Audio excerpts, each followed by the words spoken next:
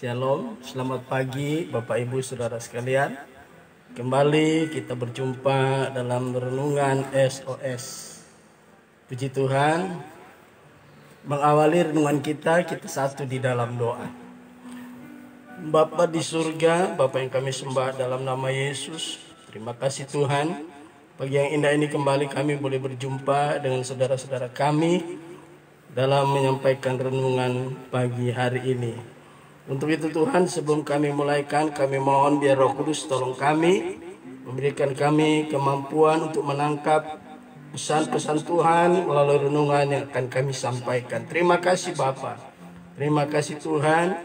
Inilah yang menjadi doa dan ucapan syukur kami yang kami alaskan dalam nama Tuhan Yesus Kristus. Haleluya, amin. Puji Tuhan, Bapak Ibu Saudara sekalian. Mari kita akan melihat kelanjutan dari renungan kita ya. Ayub pasal 1 ayat 1 sampai ayat yang ke-19. Kita sudah merenungkan bersama-sama. Kita akan membaca sekarang ayat 20 sampai 22. Ayat 20 demikian bunyi firman Tuhan. Maka berdirilah Ayub lalu mengoyak jubahnya dan mencukur kepalanya. Kemudian sujudlah ia dan menyembah. Katanya, dengan telanjang aku keluar dari kandungan ibuku, dengan telanjang juga aku akan kembali ke dalamnya. Tuhan yang memberi, Tuhan yang mengambil. Terpujilah nama Tuhan. Ayat 22, dalam kesemuanya itu Ayub tidak berbuat dosa dan tidak menuduh Allah berbuat yang kurang patut. Puji Tuhan. Dalam ayat yang ke-20 sampai ayat yang ke-22 saya memberikan judul renungan yaitu Teguh di Tengah Badai. Ya, sekali lagi judul renungan kita adalah Teguh di Tengah Badai ya. Nah, mari kita lihat ayat yang ke-20 bagian A, demikian bunyi firman Tuhan. Maka berdirilah Ayub lalu mengoyakkan jubahnya dan mencukur kepalanya. Ya, perhatikan ya. Ayat 20 bagian A, maka berdirilah Ayub lalu mengoyakkan jubahnya dan mencukur kepalanya. Saudaraku, di sini kita lihat ya, ada ya, bagian A ini ada dua hal yang dilakukan oleh Ayub. Yang pertama, ia mengoyakkan jubahnya dan mencukur kepalanya. Nah saudaraku, ini merupakan reaksi yang dialami oleh Ayub setelah ia mengalami ya peristiwa-peristiwa yang dijelaskan dari ayat 13 sampai ayat yang ke-19 ya, di mana seluruh kekayaannya habis dalam satu hari dan ke-10 anaknya ya meninggal ya, mati ditimpa oleh rumah di mana rumah mereka sedang mengadakan pesta dalam rumah itu ya. Nah, di sini kita melihat betapa pentingnya kita memperhatikan hal-hal ini ya. Jadi kita lihat dia mengoyakkan jubahnya dan mencukur kepalanya. Ini dua tindakan Ayub yang menunjukkan sikap dari manusia lahiriahnya yang tidak mau menerima kenyataan yang sedang terjadi ya. Mengapa? Kalau kita baca di dalam kitab Ulangan pasal yang ke-14 ayat yang pertama ya. Ulangan pasal 14 ayat yang pertama ya.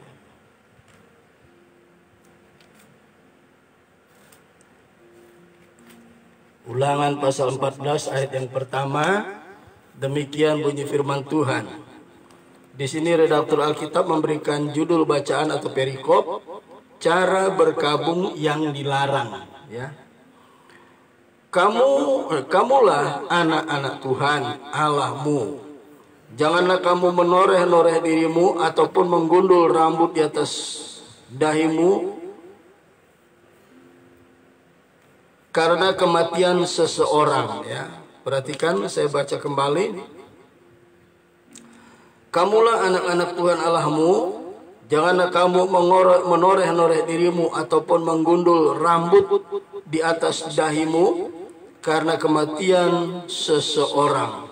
Nah, saudaraku yang kekasih, ya, reaksi Ayub ini menunjukkan bahwa dia, ya, telah melakukan pelanggaran jika itu dilihat dari hukum Taurat, ya. Ulangan 14 ayat 1 ini merupakan salah satu perintah atau larangan terhadap umat Allah pada masa itu. Apabila terjadi kematian seseorang, mereka tidak boleh mencukur kepalanya, ya, mengoyakkan jubahnya, ya. Nah, puji Tuhan saat itu belum ada, ya, belum ada hukum tertulis atau hukum Taurat. Sebab Ayub juga bukan orang Israel, dia hanya orang yang hidup sesaman dengan moyang Israel, Abraham, Ishak dan Yakub, ya. Nah, saudaraku yang kekasih, penyebab dari reaksi Ayub ini seperti tadi yang saya katakan, ya, apa yang telah terjadi, yang telah diceritakan, yang telah ditulis dalam ayat 13 sampai ayat yang ke-19, ya. Karena dalam satu hari seluruh kekayaannya habis, ya, dan 10 anaknya meninggal atau mati, ya, di rumah di mana mereka sedang mengadakan pesta, ya. Nah, sekarang kita melihat, ya, apa penyebab musibah, ya, apa penyebab musibah yang menimpa Ayub, ya. Sebenarnya kalau kita melihat musibah yang menimpa Ayub ini, ya, kita akan melihat, mari, ya, bukan karena hukum tabur tuai, ya. Biasanya ada orang menghubung-hubungkan satu peristiwa, ya, dengan hukum tabur tuai. Tapi pada masa ini peristiwa yang dialami Ayub ini bukan ada hubungannya dengan hukum tabur tuai, ya, melainkan karena iblis cemburu dengan keberhasilan Ayub, ya. Kenapa saya katakan bukan berhubungan dengan tabur tuai, ya? Mari kita lihat Ayub 1 ayat yang ke-8. Ayub 1 ayat yang ke-8 dan, ya, ayat yang ke-8 demikian bunyi firman Tuhan. Lalu bertanyalah Tuhan kepada iblis, apakah engkau memperhatikan hamba-Ku Ayub? Sebab tiada seorang pun di bumi seperti dia, yang demikian saleh dan jujur, yang takut akan Allah dan menjauhi kejahatan, ya. Kita lihat sekarang Ayub pasal 2 ayatnya yang ketiga, ya. Kita lihat Ayub pasal yang kedua ayat yang ketiga, demikian bunyi firman Tuhan. Firman Tuhan kepada iblis, apakah engkau memperhatikan hamba-Ku Ayub? Sebab tiada seorang pun di bumi seperti dia, yang sedemikian saleh dan jujur, yang takut akan Allah dan yang menjauhi kejahatan. Nah, saudaraku yang kekasih, penyebab anak-anak Ayub meninggal ini bukan karena hukum tabur tuai. Sebab, ya, seperti saya katakan tadi, di mana Ayub ini bukan orang Israel, ya, dan pada waktu itu belum ada hukum tertulis, ya. Jadi apapun yang mereka lakukan itu bukan karena hukum tabur tuai, ya. Jadi musibah yang dialami Ayub maupun yang dilakukan oleh anak-anak Ayub setiap kali mereka mengadakan pesta, ini bukan sebagai akibat, ya. Mereka tidak seperti ayahnya, ya, dan bukan sebagai akibat dari hukum tabur tuai, ya. Yang menjadi penyebab, ya, musibah daripada Ayub, ya, penyebab musibah yang menimpa Ayub adalah karena iblis cemburu dengan keberhasilan Ayub, ya. Itu yang menjadi penyebab utama. Jadi dalam utama setiap malapetaka itu adalah iblis, ya. Dan penyebab musibah yang menimpa Ayub adalah karena iblis cemburu dengan keberhasilan Ayub, ya. Mari kita lihat ayatnya. Ayub 1 ayat yang pertama.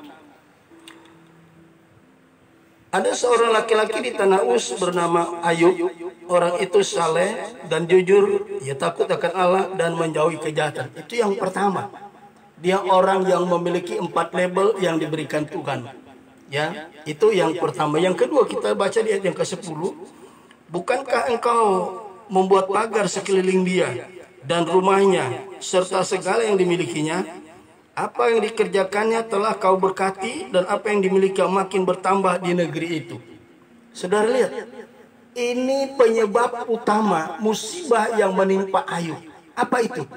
Iblis sangat cemburu ya dengan keberhasilan yang Tuhan berikan kepada Ayub. Ini penyebab utamanya, saudara ya. Dia 4 level Tuhan berikan. Kemudian dia orang yang paling kaya pada masa itu. Ya, sehingga saking kayanya anaknya hampir setiap hari ya selalu mengadakan pesta ya. Pesta pora, makan minum anggur. Ya, itu penyebab dari musibah yang menimpa Ayub. Sekarang kita baca bagian B dari ayat 20 ini ya. Kemudian sujudlah ia dan menyembah. Nah, saudaraku, ayat 20 ini bagian B ini merupakan reaksi Ayub yang pertama, yang kedua. Reaksi Ayub yang pertama ketika dia dengar ya, semua kekayaannya habis ya, dalam satu hari.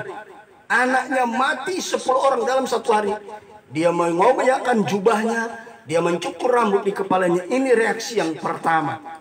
Reaksi yang kedua, ya, di ayat 20 bagian B berkata, ya, kemudian sujudlah ia dan menyembah. Ya, perhatikan kata sujud dan menyembah. Kedua tindakan ini menunjukkan sikap manusia rohaninya yang mau menerima kenyataan atau musibah yang sedang terjadi. Di satu sisi, Ayub secara daging, dia sangat menyesal. Tetapi karena dia seorang memiliki 4 label yang diberikan Tuhan, dia cepat sadar. Ini musibah ini bukan karena anak-anaknya, tetapi karena iblis sangat cemburu dengan keberhasilan yang Tuhan berikan kepada Ayub. Jadi begitu dia sadar, dia sujud, kemudian dia menyembah. Kita lihat cara orang-orang zaman perjanjian lama, walaupun Ayub di luar konteks orang Israel, ketika mereka mengagungkan Allah mereka yang mereka sembah yang tanpa kasat mata, tidak terlihat kasat secara kasat mata, ada 2 sikap yang mereka lakukan. Pertama, ya, mereka sujud dan menyembah kepada Tuhan. Luar biasa, saudaraku. Ayub mendengar tentang Tuhan, ya, dia percaya kepada Tuhan cuman dari apa kata orang, ya. Tapi lihat rohaninya begitu luar biasa. Belum mengenal Tuhan secara pribadi, tapi dia tahu menyembah Tuhan bagaimana yang baik, bagaimana yang benar, ya. Nah, puji Tuhan, sekarang kita akan masuk kepada ayat yang ke-21, saudaraku, ya. Ayat 21 berkata, ini pernyataan Ayub, ya. Katanya, dengan telanjang aku keluar dari kandungan ibuku, dengan telanjang juga aku akan kembali. Saudaraku, perhatikan pernyataan Ayub ini, ya. Pernyataan Ayub, ya, di tengah badai yang sedang dialami, ya. Pernyataan Ayub demikian dia katakan, dengan telanjang aku datang dan dengan telanjang juga aku akan kembali, ya. Kembali dari, saya baca lagi, dengan telanjang aku keluar dari kandungan ibuku, dengan telanjang juga aku akan kembali ke dalamnya, ya. Ada lagu yang berkata, aku tak membawa apapun, ya. Ku tak membawa apapun juga saat ku datang ke dunia. Ku tinggal semua pada akhirnya, sampai saat ku kembali ke surga. Saudaraku, lagu ini saya percaya dikutip dari ayat ini, ya. Diangkat dari ayat ini. Perhatikan, musibah yang dialami luar biasa dahsyatnya. Tetapi Ayub dengan kerohanian yang dia miliki pada masa itu, level kerohanian yang dimiliki pada waktu itu, belum dia mengenal Tuhan secara pribadi, dia mampu membuat pernyataan yang dahsyat di tengah badai. Apa itu, saudaraku? Ya, dia katakan, dengan telanjang aku datang dan dengan telanjang juga aku kembali ke dalam kandungan ibuku. Saudaraku, apa yang saudara tangkap di sini? Ayub tidak terikat dengan segala kekayaan yang dimilikinya. Satu, ingat itu. Yang kedua, Ayub tidak terikat dengan anak-anaknya. Hatinya hanya terikat kepada Tuhan. Hatinya hanya melekat kepada Tuhan. Sehingga segala yang dimiliki musnah. Anaknya mati 10 satu hari. Dia tidak goyah. Justru dia membuat pernyataan yang luar biasa. Dengan telanjang aku datang ke dalam dunia ini. Dengan telanjang juga aku akan kembali ke dalam kandungan. Ke dalam perut bumi. Ya, perhatikan. Statement Ayub ini dahsyat luar biasa ya. Bagaimana dengan kita orang percaya? Ketika menghadapi badai yang luar biasa, sudahkah kita sebanding selevel iman kita dengan Ayub? Dia bilang dengan telanjang aku datang ke dalam dunia, ya. Dengan telanjang juga aku akan kembali ke dalam kandungan ibuku. Ini Ke dalam perut bumi. Ini ayatnya bunyi begitu, astaga mama ya. Saya baca lagi ayatnya saudaraku ya. Ayat yang ke-20 bagian B. Ayat 21 bagian A. Dengan telanjang aku keluar dari kandungan ibuku. Dengan telanjang juga aku akan kembali ke dalamnya. Ini bukan satu statement yang mudah. Bukan lip service. Kekayaan lu udah 1 hari. Anaknya mati dalam 1 hari. Tapi dia memiliki iman yang dasar. Hatinya tidak terikat pada kekayaan. 1. Yang kedua, hatinya tidak melekat kepada anak-anaknya. Semua tidak ada. Sebab saya percaya mungkin Ayub bisa berpikir, Allahku mungkin Allah Yehova Jireh, mengadakan dari yang tidak ada menjadi ada. Kira-kira seperti itu saudara. Dahsyat. Bagaimana dengan kita? Jangan baru ada malapetaka musibah sedikit kita mulai bersyukur. Bukan bersyukur, tetapi Ayub sangat bersyukur. Dia tidak terikat dengan kekayaan yang dimiliki. Dia tidak terikat hatinya, tidak melekat hatinya terhadap anak-anaknya. Ini yang patut kita contohi saudara. Kemudian ayat ini bagian B berkata ya. Tapi sebelum kita ke situ kita lihat dulu Matius 10 ayat 3 yang ke-37. Kita lihat meresponi ya. Kita lihat referensi ayat Matius 10 ayat 37. Apa yang Yesus ajarkan melalui penulis kitab Matius ya. Kita lihat apa yang Yesus ajarkan di dalam Matius 10 ayat 37. Demikian bunyi firman Tuhan ya. Barang siapa mengasihi bapa atau ibunya lebih daripadaku, ia tidak layak bagiku. Barang siapa mengasihi anaknya laki-laki atau anaknya perempuan lebih daripadaku, ia tidak layak bagiku. Bayangin Ayub hidup ya, kalau boleh bisa saya katakan itu pada zaman sesaman dengan Abraham, Ishak dan Yakub, belum ada hukum Taurat ya. Kita lihat Ayub begitu kayanya, memiliki 10 orang anak, tapi hatinya tidak melekat kepada mereka ya. Barang siapa yang mengasihi sesuatu di luar Tuhan, entah itu materi, entah itu mamon, apalagi anak-anak maupun istrinya, dia tidak layak bagi Tuhan. Artinya apa? Kita jangan terikat dengan sesuatu di luar Tuhan. Sebab sesuatu yang ada, yang kita miliki di luar Tuhan, seperti materi, kekayaan, kemuliaan dan sebagainya, termasuk anak-anak, itu adalah kasih karunia Tuhan yang patut kita syukuri. Kenapa kita mesti berduka cita? Kenapa kita mesti menyesal, bersungut? Tuhan yang beri, Tuhan yang mengambil. Ya, Tuhan yang mengaruniakan. Hati-hati, jangan sampai hati kita terikat atau melekat pada sesuatu yang bukan Allah. Kita dikategorikan oleh Yesus sendiri melalui penulis Injil Matius. Kita tidak layak baginya. Mengasihi sesuatu, istri, anak-anak, lebih dari kita mengasihi Yesus. Itu sudah ilah di hadapan Tuhan. Hati-hati saudaraku ya. Jangan sampai kita punya kekayaan, hati kita melekat ke sana. Kita menjadi orang yang tidak suka memberi. Takut kekayaan semakin berkurang ya. Jangan kita pernah melekat hati kita kepada anak-anak kita, istri kita. Hati kita hanya melekat kepada Tuhan. Sebab apa yang kita miliki itu berasal dari Dia juga. Ya, ini yang harus kita pahami, saudara ya. Nah, kita maju terus di ayat yang ke-21 ini, bagian B. Ya, bagian B berkata demikian. Tuhan yang memberi, Tuhan yang mengambil. Ya, ayat berkata apa? Tuhan yang memberi, Tuhan yang mengambil. Kebanyakan ayat-ayat ini dipakai di mana saudaraku? Ya, ketika ada orang yang meninggal, maka perkataan ini tertera di mana? Di krans, karangan bunga, menyatakan turut berduka cita. Saudara hati-hati. Perhatikan, saya baca lagi ayat ini ya. banyak para hamba Tuhan, banyak orang percaya yang tertipu dengan ayat ini. Perhatikan, ya. Tuhan yang memberi, Tuhan yang mengambil. Hati-hati. Ya, kalau saudara mau perhatikan, mulai sekarang di karangan bunga, ya, yang menanyakan bahwa saudara turut berduka cita, jangan pakai ayat ini. Pernyataan ini konotasinya sangat negatif, seolah-olah musibah yang dia menimpa Ayub itu Tuhan yang memberi, Tuhan yang melakukan, bukan Tuhan yang melakukan. Ya, ada kedukaan, ya, ada perampokan segala macam yang kita alami, itu bukan Tuhan yang melakukan. Perhatikan dikatakan Tuhan yang beri, Tuhan juga yang mengambil. Ini bahaya, ya. Ini bukan Tuhan, ya. Malapetaka yang dialami ini adalah seizin Tuhan. Iblislah dalang dari segala sesuatu. Iblis yang melakukan. Iblis meminta izin kepada Tuhan, silakan, tapi jangan mengusik nyawanya. Ya, dalam apapun yang terjadi di muka bumi ini, ya, malapetaka apapun yang terjadi di muka bumi, dalang utamanya adalah iblis. Iblis tidak senang melihat orang percaya itu kaya kelimpahan dengan berkat.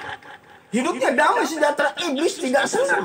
Apalagi mutu rohaninya seperti Ayub, iblis tidak senang. Maka iblis minta izin kepada Tuhan. Apapun malapetaka yang kita hadapi di dunia ini, tanpa seizin Tuhan, tidak mungkin terjadi. Jadi jangan sampai ada kedukaan kita pakai ayat ini, salah saudara. Mending pakai ayat-ayat yang lain, ya. Mazmur 116 ayat 15, ya. Wahyu 14 ayat 13, dan masih banyak yang lain lagi. Seolah-olah Tuhan yang melakukan musibah yang dialami itu bukan seizin Tuhan, iya. Yang melakukan adalah iblis, itu baru benar, ya. Seolah-olah Tuhan yang melakukan, bukan, Tuhan mengizinkan. Tapi puji Tuhan, ayat ini dia pernyataan dia di bagian akhir dia berkata demikian, ya. Terpujilah nama Tuhan, haleluya.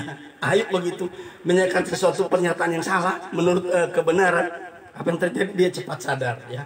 Terpujilah nama Tuhan. Saudaraku, apa yang terjadi, mari kita tetap memuji, memuliakan nama Tuhan. Sebab Tuhan tidak bisa dicobai oleh yang jahat. Bahkan dia pun tidak pernah mencobai manusia. Sebab dia tahu, dia Khalik, dia pencipta, dia tahu siapa kita. Dia tidak pernah mencobai kita, tapi dia mengizinkan pencobaan kita alami. Dan dalam utama setiap malapetaka musibah yang kita alami, itu adalah iblis dalamnya, ya. Tapi mari apapun yang mengalami menimpa kehidupan kita, kita tetap memuliakan nama Tuhan. Amin, saudaraku. Sebagai yang terakhir, ayat yang ke-22, demikian bunyi firman Tuhan.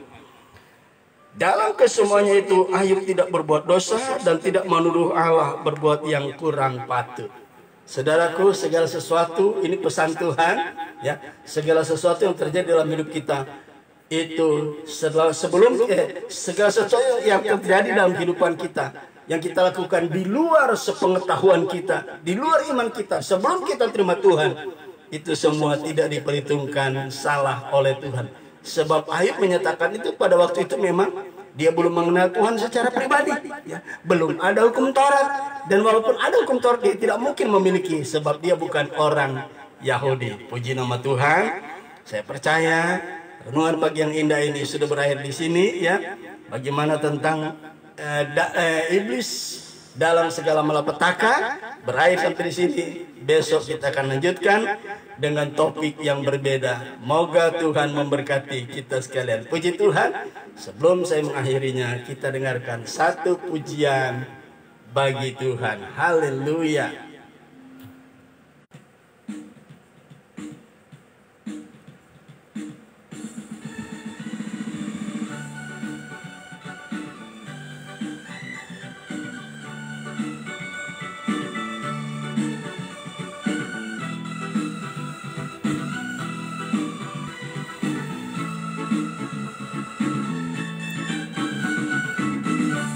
Haleluya, haleluya.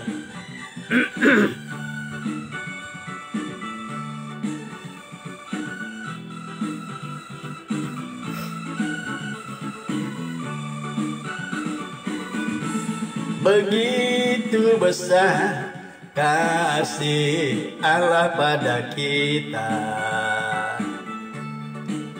diberkatilah anak cucu kita di mana-mana. Tuhan mengubah miskin dan menjadikan kaya. Dia merendahkan dan meninggikan juga. Berbahagialah bagi orang yang percaya. Anak cucunya pasti tidak akan meminta-minta, karena Allah menggenapi firman-Nya. Tiada yang mustahil bagi orang percaya. Haleluya. Saudaraku, kita lihat bagaimana Ayub begitu tegar di tengah dia menghadapi badai. Saya percaya ya, COVID-19 belum berakhir, muncul varian baru. Tapi ingat, sebagai orang percaya kita harus tegar menghadapi segala yang ada di hadapan kita, saudara. Mari kita semakin mengucap syukur dengan apa yang kita alami, supaya kita boleh melihat pertolongan Tuhan yang luar biasa sebagaimana dialami Ayub. Haleluya. Begitu besar kasih Allah pada kita. Diberkatilah anak cucu kita di mana-mana. Tuhan mengubah miskin dan menjadikan kaya. Dia merendahkan dan meninggikan juga. Berbahagialah bagi orang yang percaya. Anak cucunya pasti tidak akan meminta-minta, karena Allah menggenapi firman-Nya. Tiada yang mustahil bagi orang percaya. Berbahagialah bagi orang yang percaya.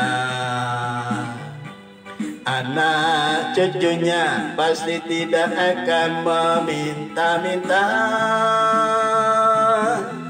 karena Allah menggenapi firman-Nya.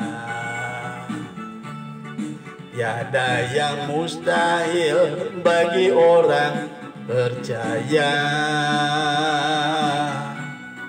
Tiada yang mustahil bagi orang percaya. Haleluya. Puji Tuhan. Kita satu di dalam doa. Bapa di surga, Bapa yang kami sembah dalam nama Yesus. Terima kasih Tuhan buat renungan firman-Mu yang begitu indah, yang sudah memberkati kami. Kami percaya Tuhan, apapun yang kami lakukan dengan profesi kami yang berbeda-beda, kami percaya kemenangan demi kemenangan kami alami bersama dengan Tuhan Yesus. Terima kasih Bapa. Inilah menjadi doa dan ucapan syukur kami. Kami sudah akhiri ibadah kami, renungan kami pagi yang indah ini. Kami sambut hari yang baru, hari pemberian-Mu ini, di dalam berkat nama Yesus, Tuhan dan Raja kami. Haleluya, haleluya. Amin. Puji Tuhan. Tuhan Yesus memberkati. Sampai kita ketemu besok pagi hari. Shalom.